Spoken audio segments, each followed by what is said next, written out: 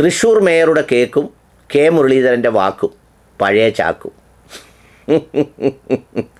സത്യത്തിൽ ഇത് മൂന്നും ഇപ്പോൾ കേരള രാഷ്ട്രീയത്തിലെ പ്രധാനപ്പെട്ട ഒരു സംഭവമായി മാറിയിരിക്കുന്നു എന്നതാണ് സത്യം.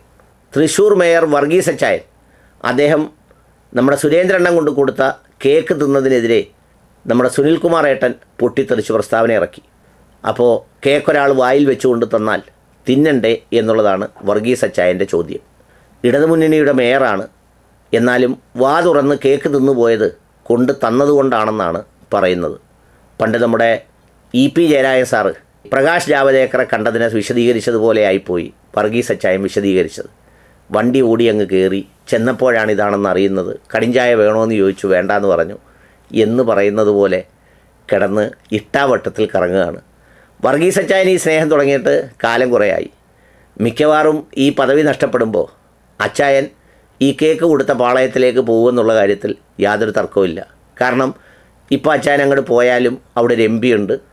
പിന്നെ അച്ചായന് ഇനിയൊന്നും പ്രത്യേകിച്ച് മോഹിക്കാനോ ആഗ്രഹിക്കാനോ ഇല്ലാത്തതുകൊണ്ട് ഈ കേക്കിൻ്റെ മധുരം പോലെ ആ ഒരു മധുരം നുണഞ്ഞ് അച്ചായൻ പോയാൽ അത്ഭുതപ്പെടാനില്ല. പക്ഷേ എന്ത് ചെയ്യാൻ കഴിയും? ഇങ്ങനെയൊക്കെ പ്രസ്താവന ഇറക്കുകയും മയപ്പെടുത്തുകയും ഒക്കെ ചെയ്യുക എന്നുള്ളതിൽ കവിഞ്ഞ് ബിനോയ് വിശ്വം സാറിന് പോലും വലിയ നിൽക്കക്കള്ളിയില്ലാത്ത കാലത്ത് സുനിലേട്ടൻ എന്ത് ചെയ്യാനാണ്? ബഹളമൊക്കെ വെച്ച് വെറുതെ അവസരം കളയുന്നതിന് പകരം അടുത്ത അസംബ്ലി ഇലക്ഷനിൽ എവിടെങ്കിലും മത്സരിച്ച് ഒരു MLA ആയിട്ടെങ്കിലും ഇരിക്കുന്നതാണ് നല്ലത് എന്ന് തോന്നിയിട്ടാവണം അദ്ദേഹം ഏതായാലും അല്പം ഇന്ന് മയപ്പെടുത്തിയതായി കാണുന്നത്.